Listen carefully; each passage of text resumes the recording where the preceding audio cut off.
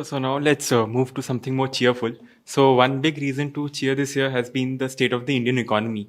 So yes, we can do much better, but in the global scheme of things, with an unsupportive global environment, we seem to have done reasonably well, and we are one of the lone bright spots in the world. So do you think like now it's fair to say that we are actually at the cusp of economic greatness? Let's not get ahead of ourselves, but there are definitely a lot of positive features. For instance, the banks, which are about a decade ago in deep distress, 12 to 15% non-performing assets, basically defaults. Now at the lowest level of default level, we are very healthy. But that cost us 5 lakh crores plus of taxpayers' money going into the banks. That means your and my hard-earned money has gone to cover up the misdeeds of those in power in the country. Instead of going for better education, better healthcare, better infrastructure, we should not be happy about that. We should never forget that. Infrastructure is really being built pretty well. You could complain here and there, but on the whole, there's no doubt. There's an atmosphere which is encouraging investment and entrepreneurship in the country, both global and Indian. And there is technology upgradation in a variety of sectors. All these are very welcome features. And technology is now being deployed effectively for delivery of welfare without corruption or leakage, which was unheard of. Earlier, almost every planning commission document, every debate in the country is how do you identify the beneficiaries and how do you make sure that there's no leakage. And today, I think we have done significantly better. There's still a lot of unfinished agenda. So these are all good news. And hopefully, if we allow this trajectory to continue, and if there's some fiscal prudence, if we realize that borrowed money cannot be utilized for short-term expenditure, welfare, for instance, or salaries and pensions, interest payments must be met from the current revenues, and borrowed money must be for the future investment to benefit the next generation. If that basic discipline is followed, then I think we are reasonably safe, but still there are caveats. One, as I mentioned already, fiscal prudence. Increasingly in many states, take Karnataka recently, the election, Telangana, the political parties are feeling compelled to resort to short-term individual welfare measures which are beyond their means at the cost of the next generation. The intergenerational equity is affected. That means to meet their short-term political requirements, they're willing to destroy the next generation. Now, no family behaves like that. Indian families, whatever be the caste or region or religion, we all love our children to death. We are willing to die in order to protect our children's future. That is what India is, in the large part. Our governments are behaving as if the children's lives are irrelevant. We somehow have to survive today at the cost of tomorrow. Now, this has to be curbed. Whether the old pension system offered in several states, and some states embraced it, or the short-term welfare measures going way beyond control, and therefore a lot of debt has to be incurred in order to simply meet the welfare expenditure and the day-to-day expenditure. This must be curbed.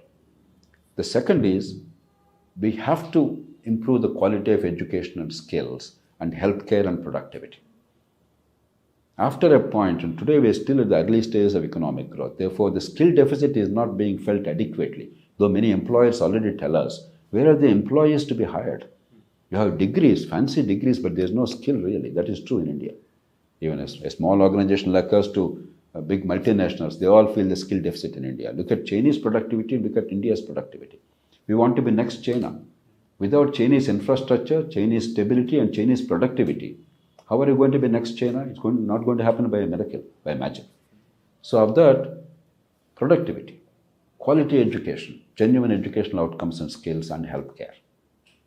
I think India is woefully inept in this. We are among the worst among large economies in the world. Third is, while politics of our kind promotes some degree of polarization, the political leadership across the country in all parties must be wise enough to bury the hatchet on fundamentals and say, we will not make everything an issue of contention. There are certain given things we all accept and embrace. Other issues we'll fight fiercely ideological battles, but we will not make everything a life or death issue. So some wisdom is required. So these three things, if we take care, then I think we have good days. In my judgment, next 10 to 15 years are the most critical phase to overcome the political challenges in the country. And if we overcome them for 15 years, hopefully there will be enough of substance and economic growth to impact the lives of the bulk of the people, that the people will then take care. Right now, we are still not at that stage.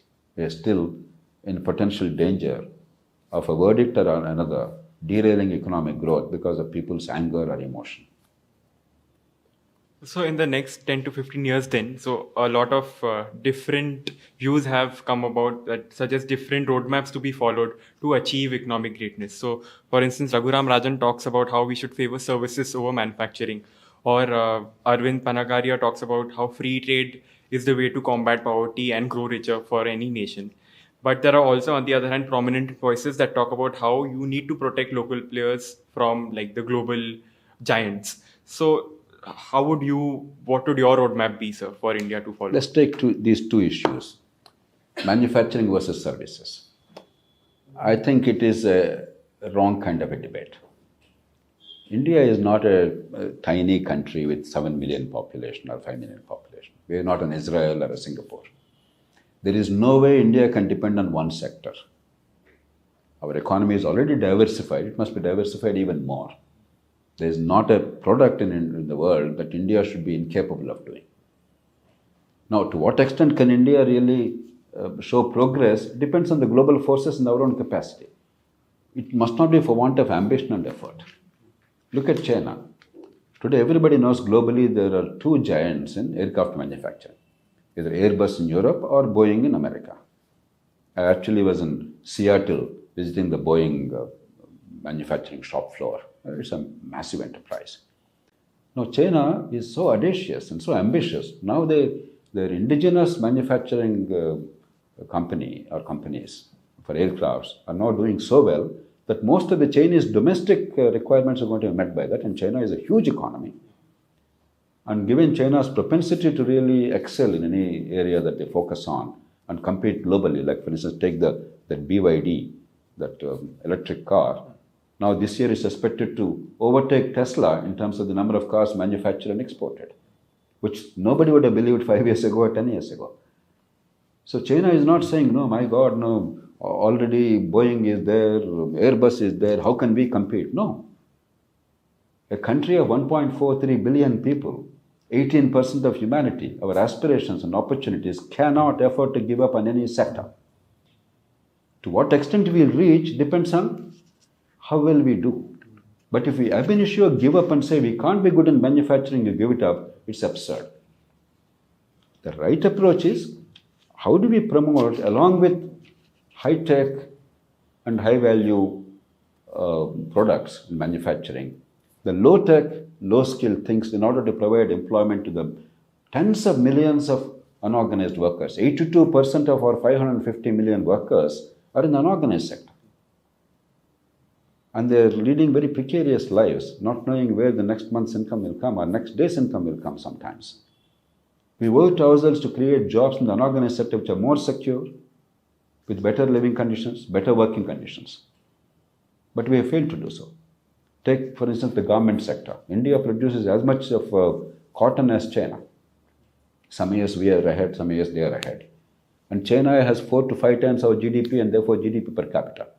China is high up the value chain because they started their enterprise, their effort earlier, and they're way ahead of us. And that's why, whether airplane manufacturing or the electric cars, they are now close to being global leaders or globally competitive, apart from many other areas. And yet, China exports annually about $325 billion worth of garments, employing tens of millions of people. How much does India export? With such massive unemployment problem and a large number of unorganized workers, 40 billion. Why? Because we have bad politics and bad governance, bad priorities. There's one company in Achutapuram near Vizag, Anakapalli district. A Sri Lankan entrepreneur or entrepreneurs, they came and established it there. They employed 22,000 women from hundreds of neighboring villages in garment making. They're not getting fabulous salaries. They're getting 15,000, 20,000 rupees salaries. But they're getting a secure, dignified work environment and a decent wage related to local conditions. There's not a single woman in a radius of about 50, 60, 100 kilometers who wants to be employed who is unemployed. That is true transformation. So, in manufacturing, if we say the accent should be also, in addition to what we are doing in terms of your production incentive, etc., extend it also to the low skill, large scale, labor intensive manufacturing, I'm all in favor. Take care of the unorganized sector, I'm all in favor. And create local magnets, small towns, I'm all in favor. Integrate rural economy and agriculture with industry, I'm all in favor. But ignore manufacturing, it's an absurd notion by any standard. We need everything and anything. There is no way India can give up on any sector. If there is any possibility, we must get into it, do as best we can, upgrade our skills, employ more people, export as much as we possibly can. We can't force anybody to buy our goods. We have to be competitive. Yeah. But the only thing is, you cannot have policies, and that comes to the second one, the trade barriers and tariffs and so on and so forth. There is no country on earth which opted for complete free trade from the beginning or throughout.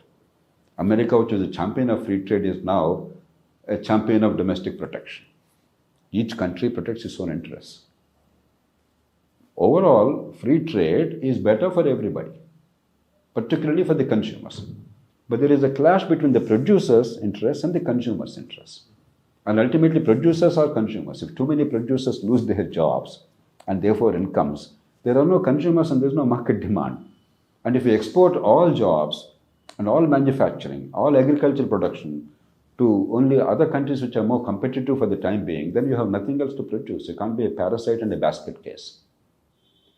Therefore, reasonable protection for a limited period of time without undermining the long-term export competitiveness. So 3 points I made: reasonable protection, limited period of time, without undermining export competitiveness in the long term, with an intention to promote export competitiveness may be necessary, but we must not go overboard.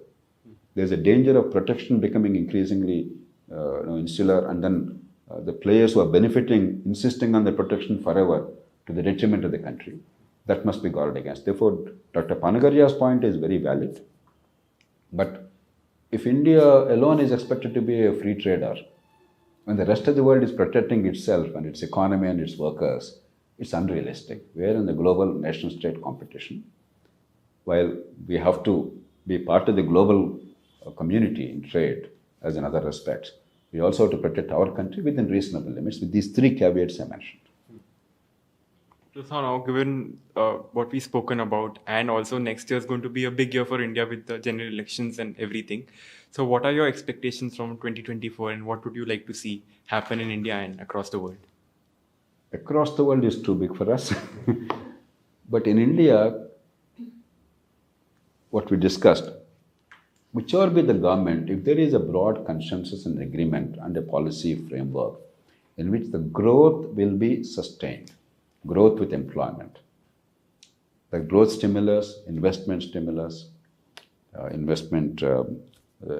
hospital environment to promote investment, global or Indian, and infrastructure creation in order to make it happen, and the fiscal prudence required in order to protect the economy for the future, that more and more capital investment and keeping the revenue expenditure under control, no revenue deficits. I think this fiscal framework and pro-growth framework, we must have a broad consensus that this will not be breached. Right now, there is a danger. We are viewing growth as different from welfare and the political management. You cannot have that view. It's a dangerous view. We have to all agree on that. So whatever happens, let us hope that the growth momentum and investment climate will not suffer, and fiscal prudence will be brought into the prime of place. The second is education and healthcare. All political parties across the country, except some work in the margins, the short-term populist measures, the real improvement of education and healthcare outcomes is simply not taking place. It's not expenditure alone that matters. Education is spending a lot of money. More money is not needed. Wiser expenditure. Focusing on outcomes rather than enrollment. Enrollment we are doing 100%. It's not the length of the classroom that matters. It is the child's brain, to what extent the child is flowered, to what extent the child's potential is fulfilled, to what extent her life is going to be better because of education, irrespective of circumstance of birth.